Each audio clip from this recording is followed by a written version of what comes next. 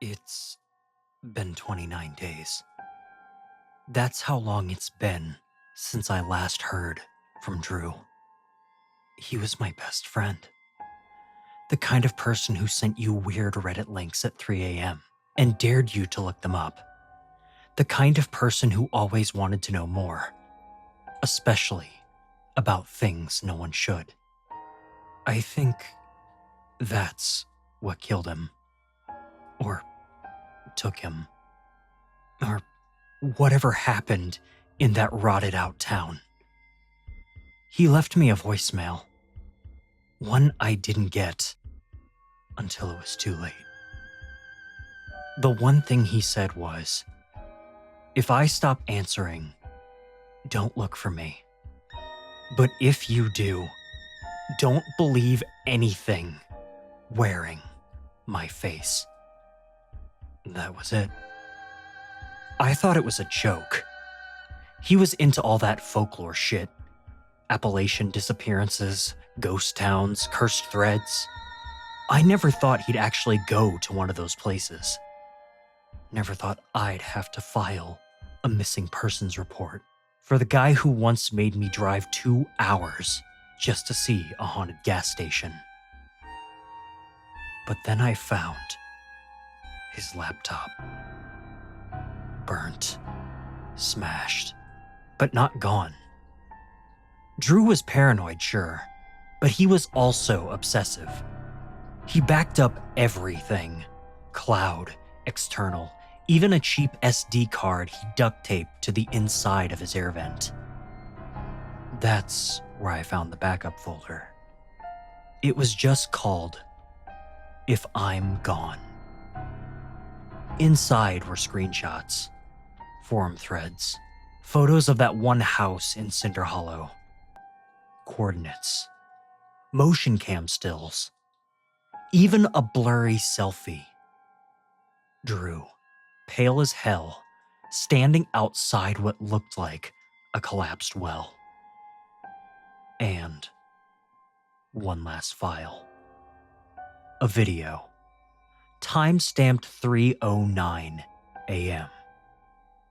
Dated the night he vanished. I shouldn't have watched it, but I did.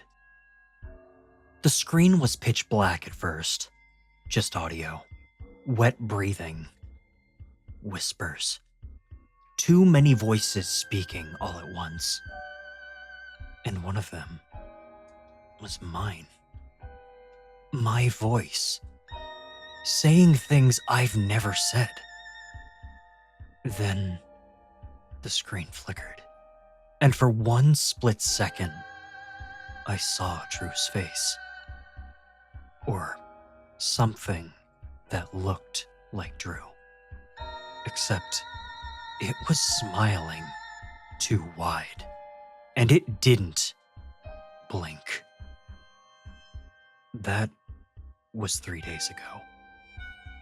Since then, my phone's been ringing every night, always at the same time. 3:09 a.m. Always from a blocked number. I've never picked up. But last night, it left a voicemail. It was Drew again. But it wasn't the message I heard before. It was him laughing. Long. Slow. Like he was trying to remember how. And then he said something else. Come to Cinder Hollow. I'm waiting. I don't know what to do. But I keep thinking about that last line he left me. Don't believe anything wearing my face. And the thing that haunts me? I don't know if the voice on that message is trying to lure me there or warn me not to come. I left at midnight. Didn't tell anyone. Didn't leave a note. Just packed my truck with what I thought I'd need. My hunting rifle, the digital recorder I used back when Drew and I used to chase weird EVP hotspots, and a high-lumen flashlight with fresh batteries. I took salt too, for some reason. I don't even know why. Maybe it made me feel like I had some kind of control. The GPS didn't register Cinder Hollow as a destination. I had to punch in coordinates manually from the screenshot Drew left behind. The route twisted through back roads, old mining trails, and finally, nothing. The screen went dark as soon as I hit the tree line. I kept driving anyway. The trees got denser, taller, like they'd been waiting. No birds, no bugs, just that low hum you only notice when it stops. By the time I reached the clearing, my hands were shaking. And then I saw it. The house. It was worse in person. Like it had been grown instead of built. Misshapen, half swallowed by the forest. The front door hung open, just like Drew described. My headlights cut across the warped boards and shattered windows, casting long shadows that didn't quite line up. I parked 50 feet back, killed the engine, and sat there in silence. My recorder was already on. Audio log, 1:14 a.m. Okay, this is Miles. I'm at the site, Cinder Hollow. Drew, if you're hearing this somehow, I'm not leaving without answers. Just hold on. The ground squelched under my boots as I approached. The smell hit me first. Sickly sweet, like rotting fruit and old copper. The flashlight's beam jittered over the porch. Something moved. A shape. Fast, ducking behind a wall. But when I reached the threshold, nothing. Inside was exactly how Drew described it. Peeling wallpaper, sagging beams, mold climbing the staircase like fingers. But what the photo hadn't captured was the sound. It was breathing. Not mine. Not human. It came in staggered rasps, like someone inhaling through torn lungs. And it was coming from below. The cellar. My legs didn't want to move. Everything in me screamed to leave, to turn around and pretend none of this ever happened. But I couldn't. So I descended. The stairs were slick, warped. My flashlight barely cut through the wet darkness.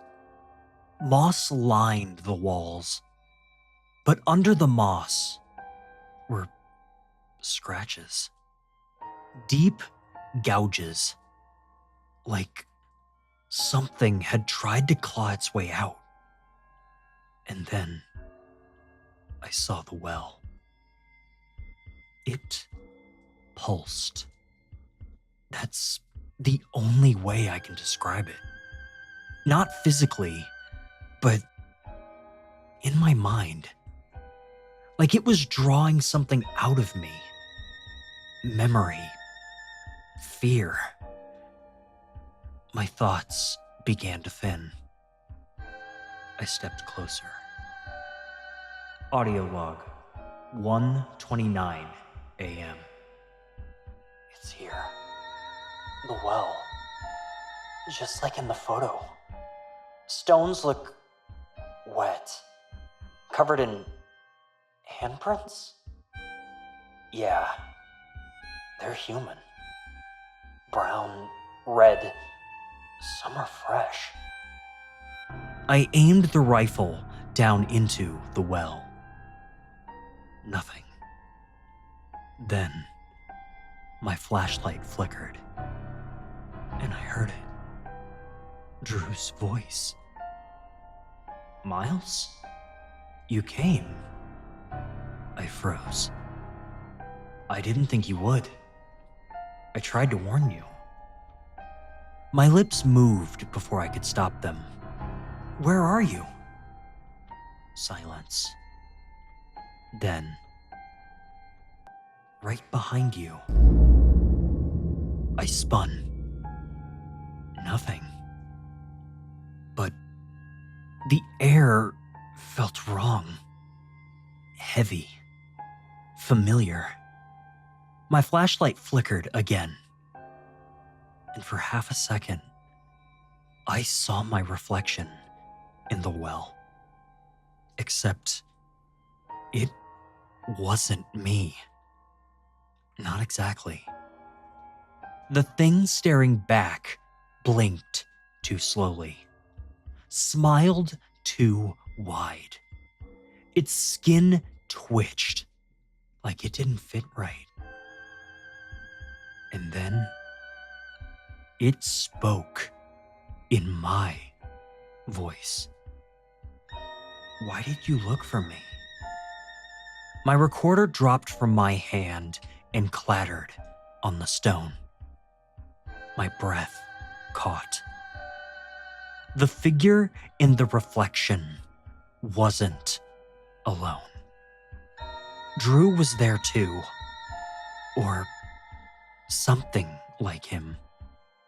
Half his face was missing, stitch marks around the jaw, one eye drooping, bloodless and wide. His mouth moved, but the voice that came out was high-pitched, broken, like glass dragging through a throat. You weren't supposed to come. Suddenly, the cellar door above slammed shut. The flashlight died. I raised the rifle, ready to fire. But I couldn't see. I couldn't move.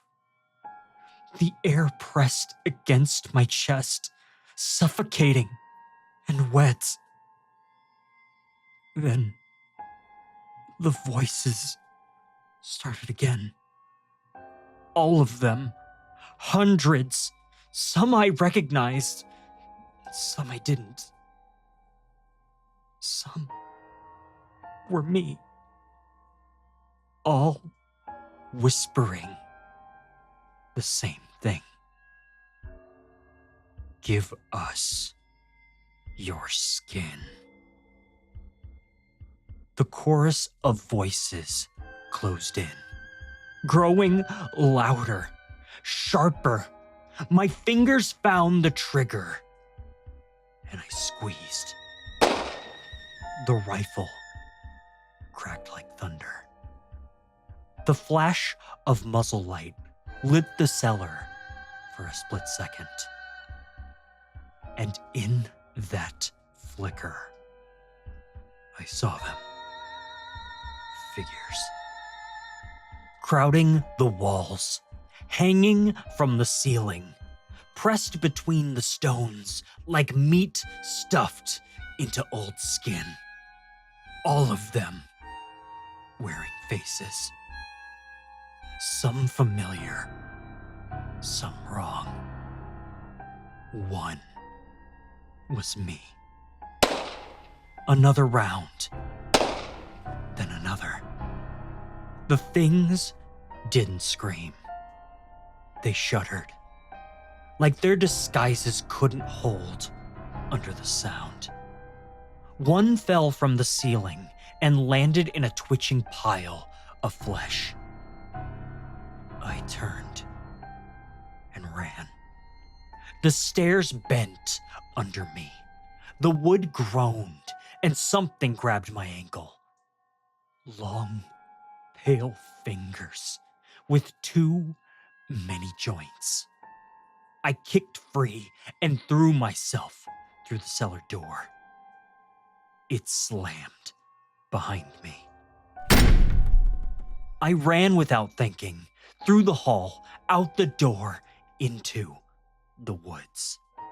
Branches tore at my face. My lungs burned. The smell of rust and rot clung to my clothes. I didn't stop running until the house was a memory behind the trees.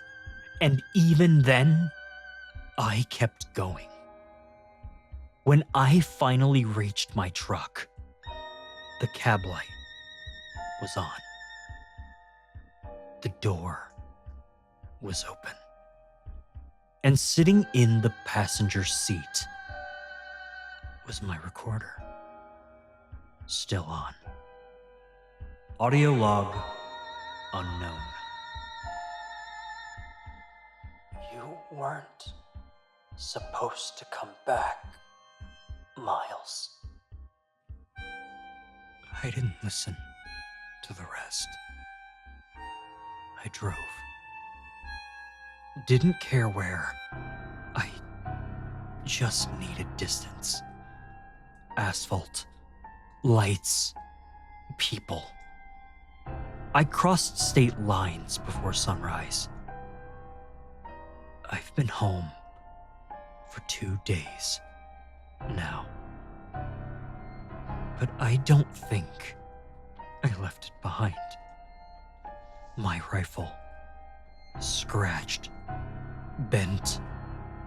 My clothes, stained in something that wasn't mud. And the recorder, I tried to play it again. It only plays one line now. Over and over. In my voice. I'm not who you think I am. I hear tapping at night. 3 soft knocks. Always on a wall that shouldn't be there. And sometimes, when I look in the mirror, my face doesn't move right. Like it's remembering the shape of something else. Like it's adjusting. If you're reading this, you need to understand something. Don't look for him. Don't go searching forums. Don't follow the coordinates. Don't chase the voice of someone you loved if they show up at your door at 3:09 a.m. with glassy eyes and a still smile. They might wear the right face. They might say the right words. But they're not them. And the moment you open the door, you've already given permission. I know how this sounds, but if I disappear, if you see a post from me after this, it's not me. Don't answer. Don't reply. And whatever you do, don't trust the voice of someone who doesn't blink.